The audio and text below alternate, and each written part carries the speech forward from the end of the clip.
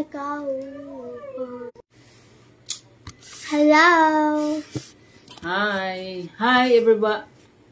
Hi everyone. Good Hi, evening. good evening everybody. Oh, good night.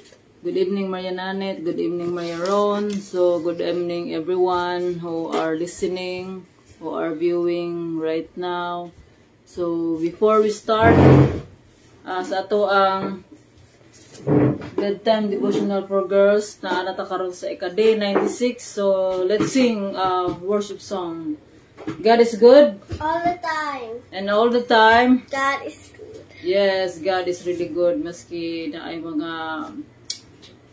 dili magyud perfect ang kinabuhi. So na ay mga struggles. Every day there's always a struggle. So before we start, so magkanta taog pagdayeg sa Ginoo. Kay ang Ginoo nako gamhanan.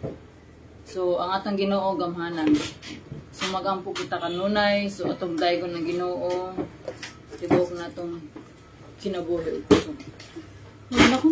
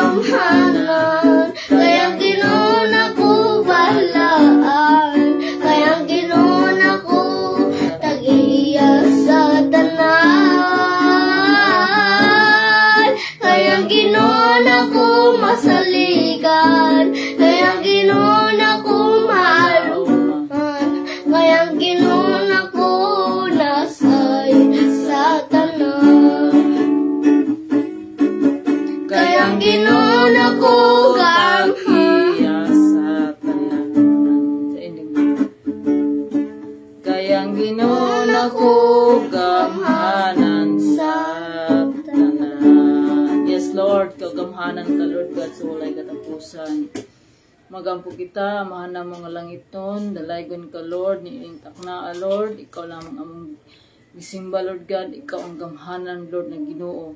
Wala kami mahimog wala ikaw, daghang salamat Lord sa imong gugma, daghang salamat Lord sa imong grasya, salamat sa imong kaluoy, salamat sa imong pag-atiman namo karong adlaw.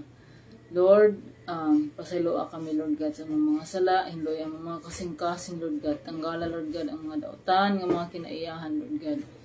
Pulihi Lord God sa putli o balaan ng mga kinaiyahan.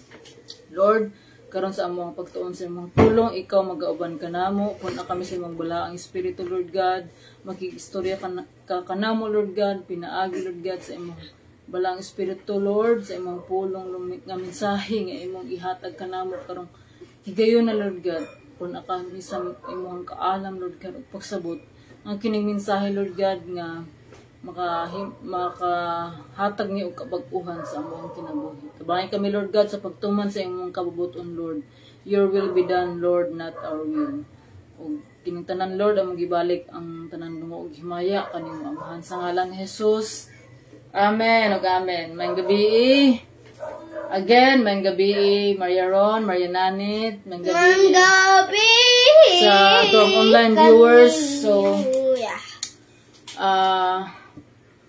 ang atong topic karon na nata karon isa ika day 96 sa ato ang devotional. So if you have your Bible, open your Bible to Romans chapter 12 verse 11 to 12. Sige na kung gatugon na mo kuan. So Romans chapter 12 verse 11 to 12. So ingon dere, work hard and do not be lazy. Serve the Lord with a heart full of devotion. Let your hope keep you joyful. Be patient in your troubles and pray at all times. So may the Lord bless the reading of His word. So ingon dere, work hard and do not be lazy. So work hard and do not be lazy. Serve the Lord with a heart full of devotion. So sa tanan natong pagabuhaton, nanglan nga we work not for men but for God. So ang purpose sa ato ang kinabuhi is to love God.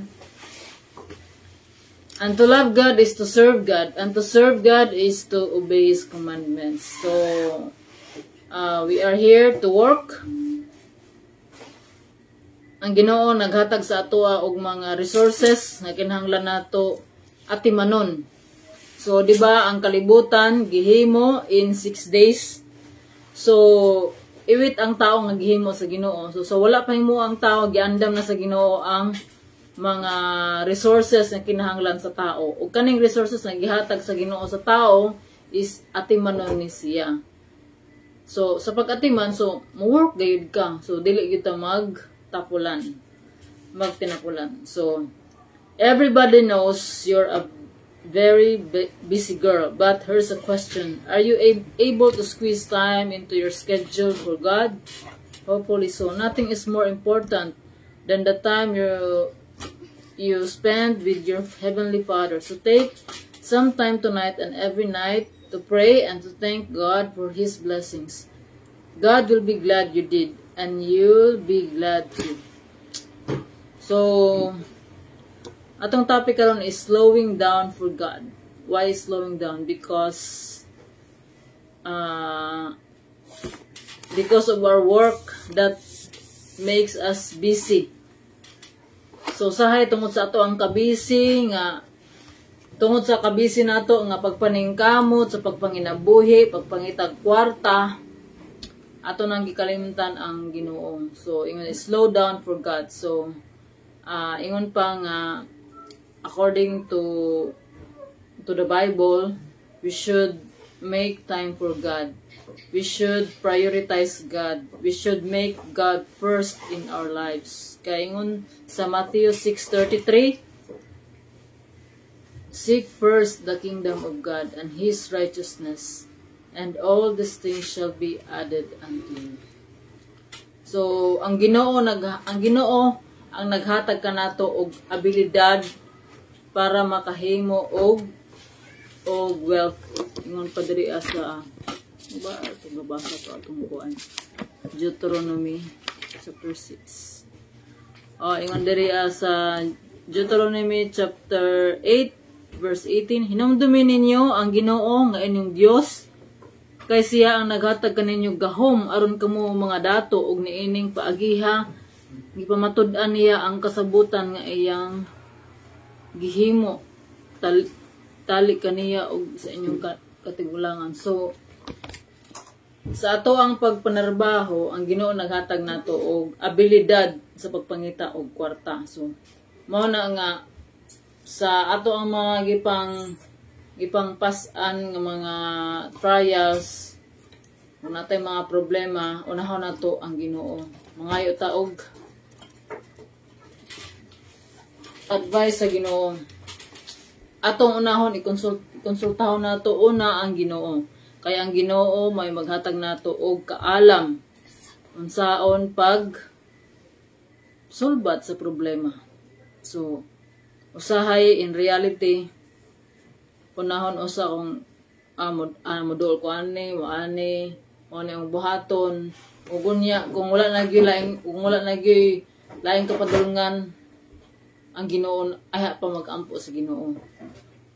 So which is kanang bali. So dapat unahon usa ang Ginoo kay ang Ginoo may naghatag nato og kaalam sa ato ang mga gipangbuhat tungod sa ato ang mga buluhaton. Kung unsaon ang Ginoo maghatag nato og kaalam pag iplastaron ta sa Ginoo. Ako taghan man kog trabaho ana pero naningkamot ko nga matagaan gyud ako og time gyud ang Ginoo. Make time, dili kay extra time ang ihatag sa Ginoo. Unahon gyud ang Ginoo, we must read the Bible, meditate on it day and night, and we must pray always. Ingon diri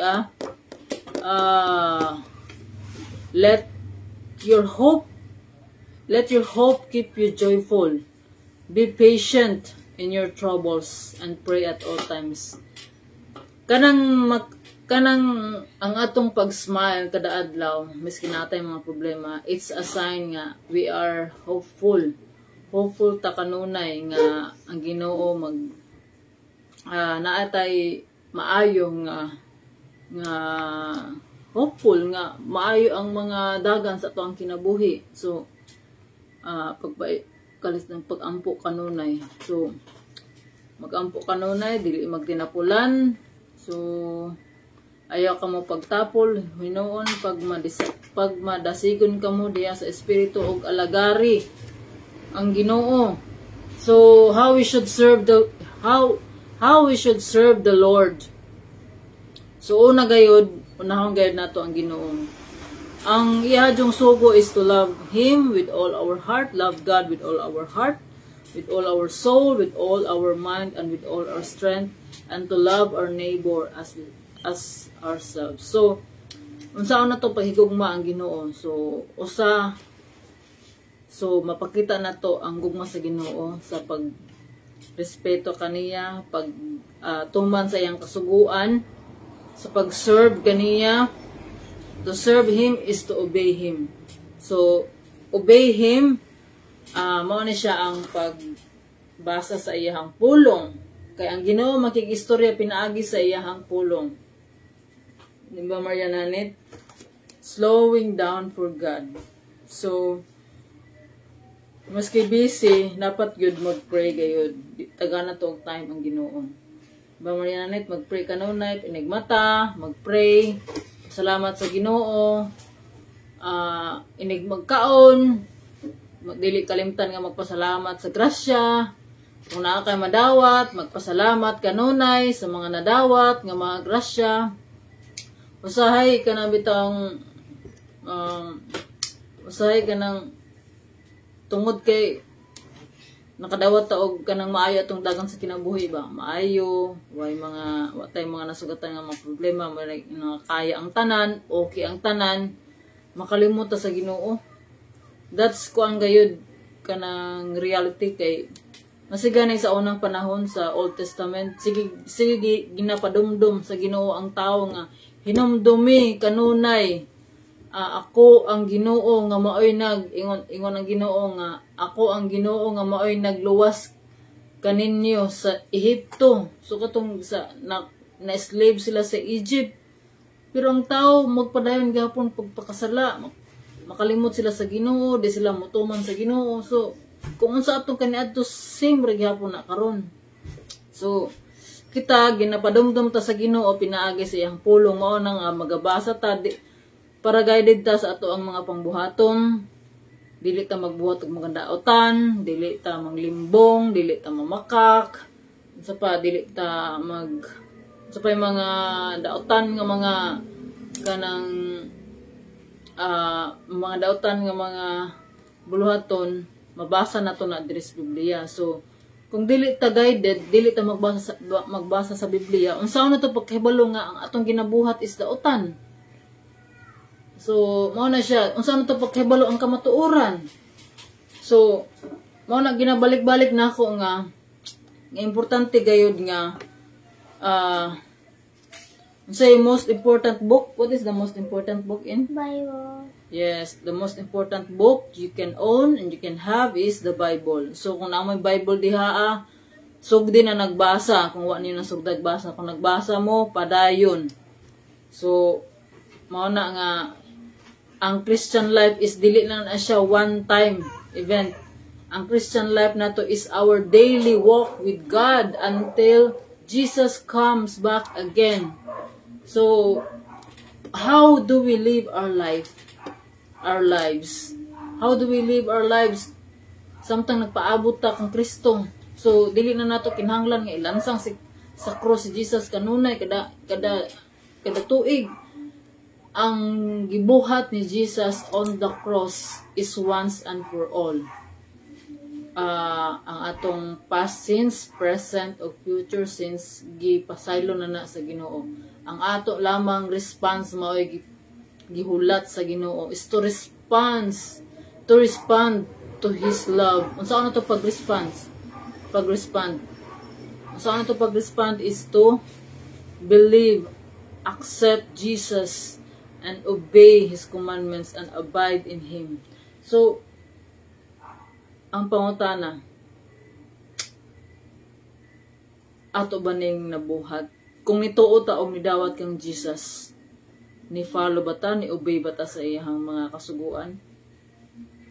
Kay usa ba sa sugo ng magbasa sa Biblia, usa po ng sugo magbasa sa scripture, usa po na sa sugo ng magampo kanunay. Kaning atong gibasa karon, sugo man ayaw ka mo pagtapol. Work hard and do not be lazy. That's the commandment, work hard. Do not be lazy. Serve the Lord with a heart of devotion. Let your hope keep you joyful. Be joyful. Be patient in all your troubles and pray at all times. So, kaning purot ni mga sugo sa Ginoo. So, kaya nga unsa man siyang kanay mga sugo na sa Ginoo. Ang promise sa Ginoo is eternal life. Kaya ngon sa John 3:16, for God so loved the world that He gave His only Son, that whoever believes in Him will not perish but have eternal life. So the promise of God is eternal life for those who believe and accept Jesus as Lord and Savior. For those who believe and obey His commandments. So mao na ang pangayo sa Ginoo sa ato is to believe. And to believe is to love God with all our heart. His greatest commandment is to love God with all our heart. So we cannot do that if we don't have a relationship with Jesus. So start now. If wala pa mo sa tiilan sa Ginoo, so we must accept first. We must be humble. We must accept our sinfulness before God. We cannot acknowledge our sinfulness, our need of Savior, if we do not acknowledge our sinfulness. If we didn't know the bad news. There's a good news and the bad news. So dili ta maka-appreciate sa good news kung wala ta kahibalo sa bad news. What's the bad news? The bad news is we all have sinned and fallen short of the glory of God. So, and the wages of sin is death. So, kitang tanan mamatay tungod sa ato ang sala. But because of Jesus, but because of the love of God, so gipadala ni Father si Jesus to save us from our sins. So, mao na to kung gingon sa John 3:16. So, that's the bad news. The bad news is we cannot save ourselves. We are dead in our sins. So, we should be punished all of us should be punished. And the good news is, maotong sa John 3:16. So, how do we respond to God? So, sa atong topic karon is slowing down for God. So, miski pa man sa unsa ka busy ang ato ang kinabuhi, unsa pa man ta ka busy sa pagpangita o panginabuhian para ihatag sa ato ang pamilya, dili gyud nato kalimtan ang naghatag sa abilidad, ang naghatag sa mga grasya. Di ta nato kalimtan ang atong Creator. Kay siya ang naghatag natong abilidad nga maka-produce og wealth. So, it's very important to spend time with God. To help us to pray. To pray always.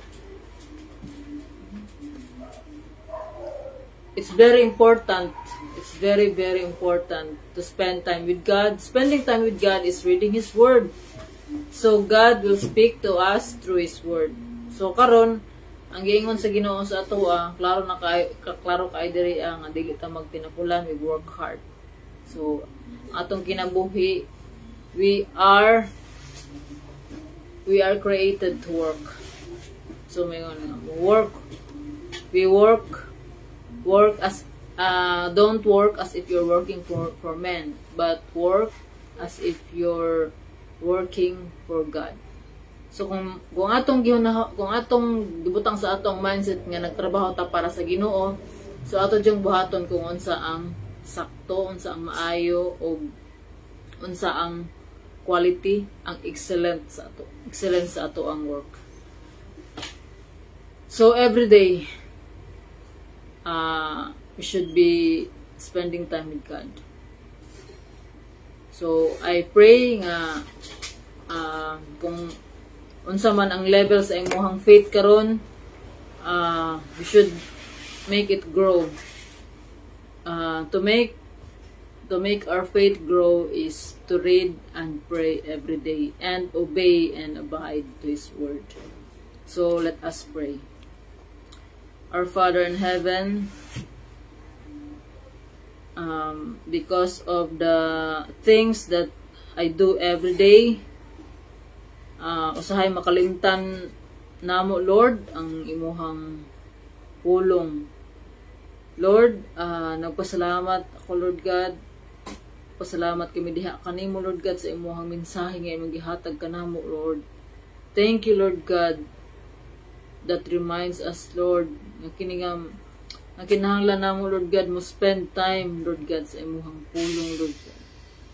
Lord, we are nothing without you, Lord God. Help us, Lord God, to grow our faith in you, Lord. I-increase ang faith, Lord God. Give us more the desire, Lord God, to read your word and meditate on it day and night, and to pray always.